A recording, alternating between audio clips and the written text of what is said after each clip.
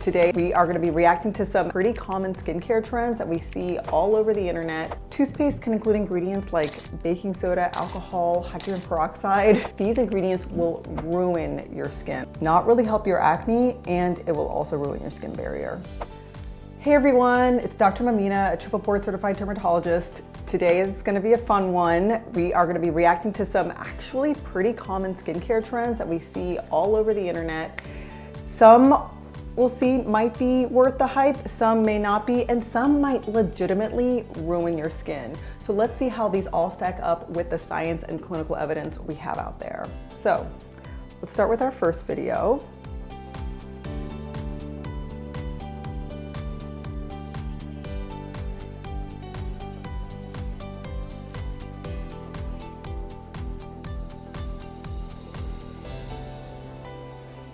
I guess I could theoretically see why some people think that toothpaste is helping their acne. Toothpaste can include ingredients like baking soda, alcohol, hydrogen peroxide, and while these might help with the inflammation and the bump, these ingredients will ruin your skin, okay? They're gonna ruin your skin.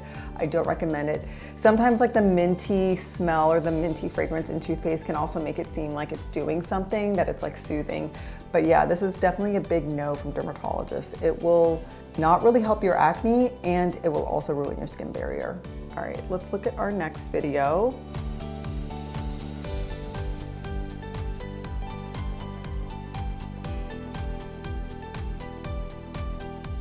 All right, so lightening your hair with lemon, is this a thing? Well, I do have to admit that I did do this when I was in high school, and it does lighten your hair. Lemon has certain chemical acids that can change the color of your hair, but of course I don't recommend this. It's gonna affect the quality of your hair. It's gonna cause a lot of hair damage. The other big reason why I don't recommend this is that lemon can cause something called phytophotodermatitis. We see it more so in limes, but the acids from the lemon can get onto your skin and cause irritation, especially when it's exposed to the sun. It can cause irritation and hyperpigmentation, this rash called phytophotodermatitis. And that's not fun to deal with either. Lemon itself is also just harsh for the skin. So yes, I am not a fan of this hack if you're interested in doing it. I used to squeeze lemon juice on my face to get rid of my freckles, but not anymore because you just got crisp. But seriously though, I'm not lying. Okay, so I like Wendy, she's super sweet, and I think she was sort of doing that beginning intro as a joke, but I want people to know that they should not put lemon on their skin. I think, like I said, Wendy was doing it as a joke, but there are people out there that are doing it thinking that it's helping their skin and helping to brighten their skin. They're like, oh, lemon has vitamin C. Vitamin C helps brighten your skin. It does not work like that. But yes, lemons are high in acids, citric acid, malic acid, and it's in a concentration where it can damage the skin before it really even provides much benefit. So just keep that in mind. And just like the risk of getting phytophotodermatitis with dyeing your hair, like literally directly applying the lemon to your skin, also increases your risk of phytophotodermatitis. So don't do it. Okay, so let's look at our next video.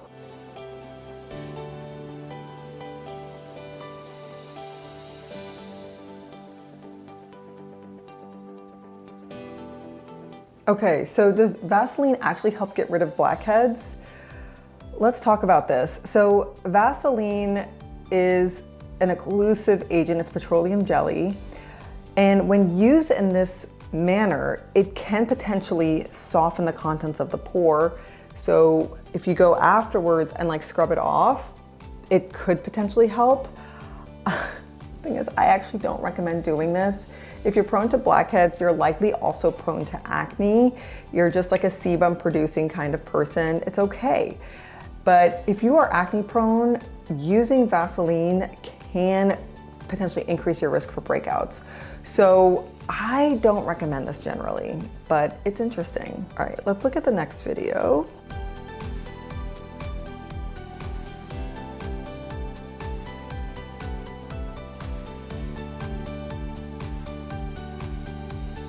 Okay, there's a couple of things wrong with this. It shows a random girl with beautiful porcelain skin, and it then shows the way to achieve this is to mix milk with turmeric. Like, we don't even know if that's what this girl did, first of all. We don't see it getting applied to her face. Let's talk about the ingredients more importantly though. So DIY ingredients can definitely be problematic and these unfortunately are, specifically the turmeric, okay? But let's talk about why these could be helpful and why people would do it. So milk is used in some DIY face masks, same with yogurt, and it's because it does have some lactic acid properties and some other nourishing properties.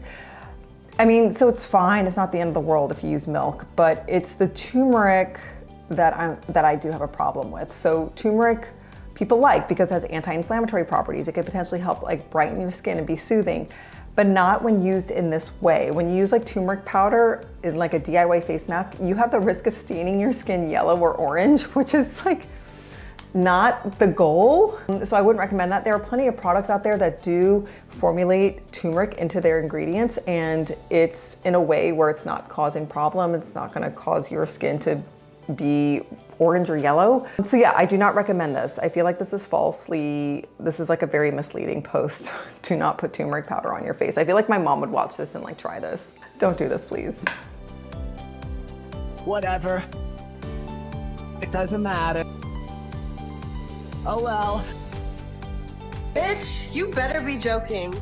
Okay, I think all derms like this video. There are so many things that you can do for your skin. There's millions of different like skincare products out there, and people want to reach for the next shiny new object, and they want to use like all these fancy products.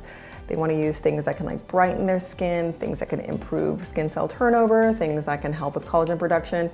But if you're not using sunscreen, honestly, it's pointless to use all these other ingredients unless like you're living in like a hidden cave. So honestly, sunscreen is huge when it comes to achieving all of your skincare goals, whether it is having less wrinkles, having brighter skin, less hyperpigmentation, having a healthier skin barrier. UV rays contribute to all of that. And I tell people it's like one step forward and one step back if you're not wearing sunscreen, but still using like all of these other products. So yes, sunscreen. If you were to pick any ingredient in your skincare regimen, do the sunscreen. Somebody says, oh yeah, one of the things it said was like, I only wash my face once a day. That's okay too. But I definitely would wash your face at least once a day. So don't not wash your face. Yeah, and then exfoliating, like our skin does naturally exfoliate once a month. It does get slower as we get older. So it does help to have a little bit of like an exfoliating agent. Once again, pointless if you're not wearing sunscreen. Also, if you're exfoliating with an exfoliating agent, it can make your skin more susceptible to the sun, so all the more reason to wear sunscreen. Let's take a look at this next video.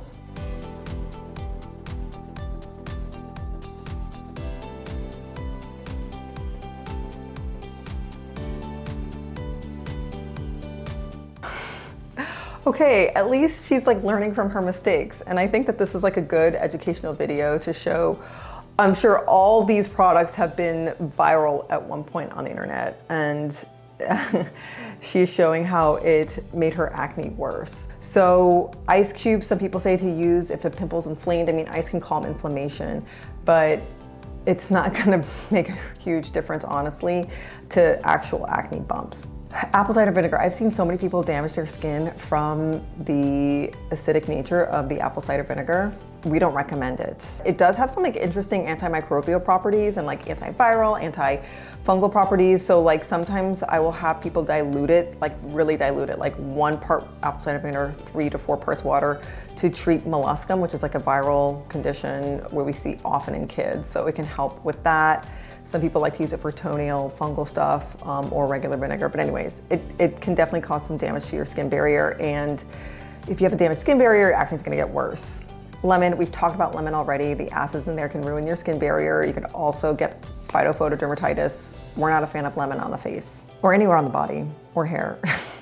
St. Ives is a long-standing object of hate amongst dermatologists. I kind of feel bad for them, but anyways, you know, it's ground up walnut shells. It might be something different now, but the exfoliating agents in there, the harsh beads or like the ground up walnut, can potentially cause micro tears to your skin, affecting your skin barrier and causing more damage. Escanol, I did not know what that was before I saw this video, and I had to look it up, and it's a skincare product, and the second ingredient, so after water, the second ingredient is denatured alcohol, which is not a good thing. It's only gonna dry out your skin.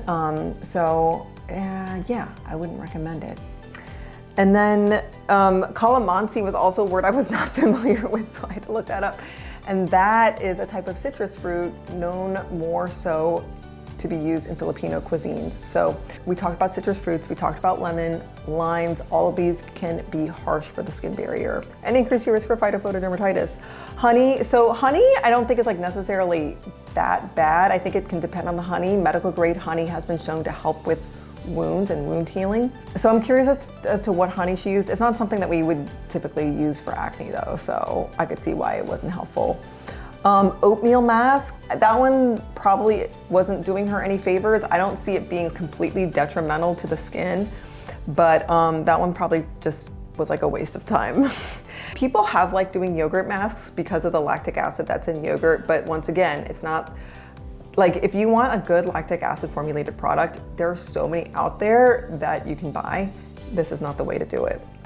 And then aloe vera is soothing, but it's also very nicely incorporated in so many skincare products. When you use straight up aloe vera, it can be messy and annoying. It probably didn't hurt anything, but I'm sure it didn't help much. But anyways, thank you for sharing your experiences so other people can learn from your mistakes.